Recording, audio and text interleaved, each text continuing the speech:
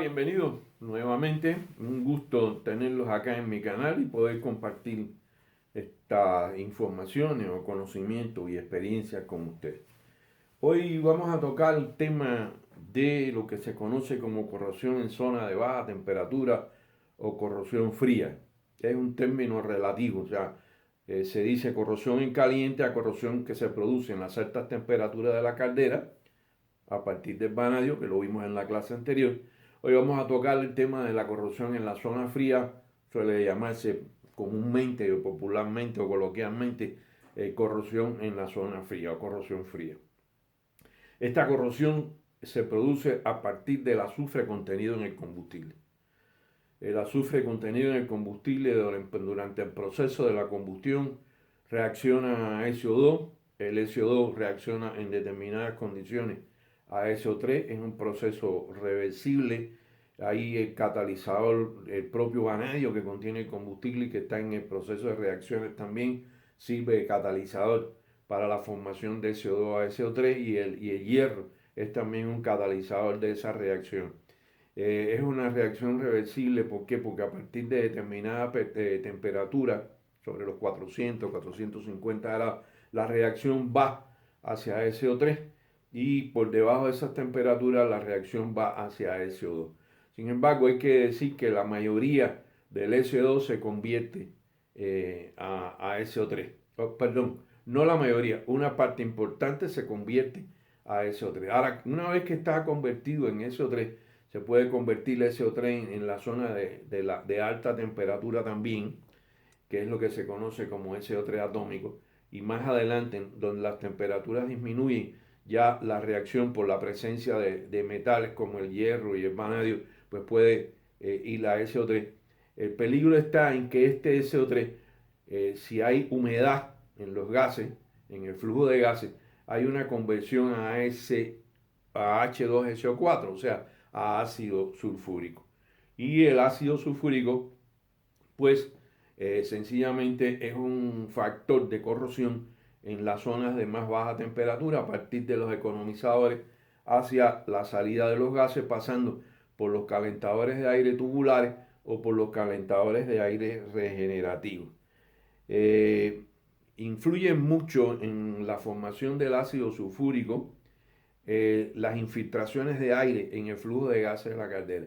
En las calderas presurizadas este problema no existe, la presión no permite, la presión del flujo de gases no permite que ingrese aire por infiltraciones al flujo de gases, pero sí en las zonas ya de los tubos de la chimenea a la salida de la caldera prácticamente ahí sí pueden haber condensaciones de ácido sulfúrico, que puede hablar porque es la condensación la grave, las condensaciones de ácido sulfúrico que corroen los tubos, la chimenea, que casi siempre son metálicas, en las calderas de tubos de fuego. Sin embargo, en las calderas de tubos de agua, tubos de agua, generalmente el tiro es balanceado, sobre todo en las más grandes. El tiro de aire es balanceado. Y este tiro de aire provoca que el ventilador de tiro inducido, pues al alar aire, precisamente esa es su función, ayudar a extraer el flujo de gas, al alar el flujo de gas, donde quiera que haya la posibilidad de una infiltración de aire, pues penetra el aire fresco del exterior. El aire fresco del exterior lleva humedad y la humedad pues facilita la formación del ácido sulfúrico. Ahora, contrario a lo que pudiera pensarse, el mayor efecto corrosivo del ácido sulfúrico no se produce cuando éste está concentrado. En el caso de las calderas, cuando la normalidad del ácido sulfúrico es muy baja, cuando la concentración del ácido sulfúrico es muy baja, la velocidad de corrosión se eleva significativamente y esto es el daño más grande que se le puede hacer a la caldera. Van a ver en el video algunas imágenes de calentadores de aire regenerativo que han sido atacados por el ácido sulfúrico de baja concentración que se produce en la caldera por la humedad de las infiltraciones y van a ver cuán dañino puede ser. No se resuelve el problema buscando y poniendo metales de más alta calidad, aleaciones de calidad, porque van a ver un gráfico donde no porque sean aleaciones de alta calidad son más resistentes a la corrosión por ácido sulfúrico a bajas concentraciones. Generalmente se utiliza acero al carbono, van a ver en el gráfico, es uno de los que menos corrosión sufre, pero esto no dice que no vaya a haber un efecto corrosivo en el mismo. Es muy importante que se entienda esto, por eso van a ver las calderas que siempre van a utilizar en los calentadores de aire regenerativo, básicamente las cajas con las láminas del calentador, pues van a ver que son de acero corriente de construcción, acero carbono de construcción. Por otro lado, lo único que me queda decir es que hay que evaluar y estimar los daños de los calentadores a medida que se va produciendo la corrosión, porque esto puede dañar seriamente la eficiencia del calentamiento de aire en la caldera y afectar su rendimiento térmico en sentido general. En este video, al final, también he puesto una de las pestañas del Prodialcal que permite estimar qué va a pasar con el ácido sulfúrico, la formación de ácido sulfúrico en esta zona de baja temperatura a partir de las porcientos de infiltraciones de aire que se pueden producir. Espero que puedan entender muy bien, las láminas están muy claras y cualquier duda, como siempre, pues estoy a vuestra disposición para aclararla.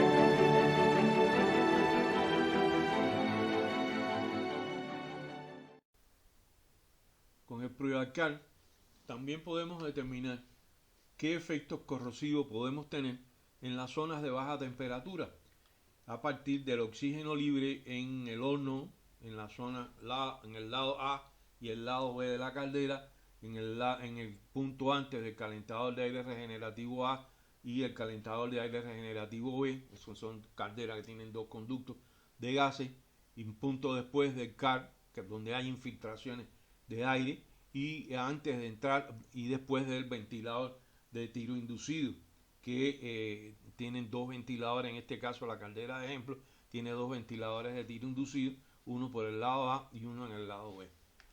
Vamos a poner que tenemos 650 centistock, 11% aire teórico en metros cúbicos por kilogramo de combustible, exceso de aire va a ser de 1.3, la humedad del flujo de gases que va a entrar a la caldera va a ser de un 10%, la humedad relativa en la zona de los calentadores de aire regenerativo, que es donde van a empezar las infiltraciones, va a ser de 40%, el consumo de combustible de 15.000 kilogramos por hora, la temperatura de gases de salida de 150 grados centígrados antes del CAR, y la temperatura del punto de rocío para las humedades que tenemos va a estar en el orden de los 135 grados centígrados.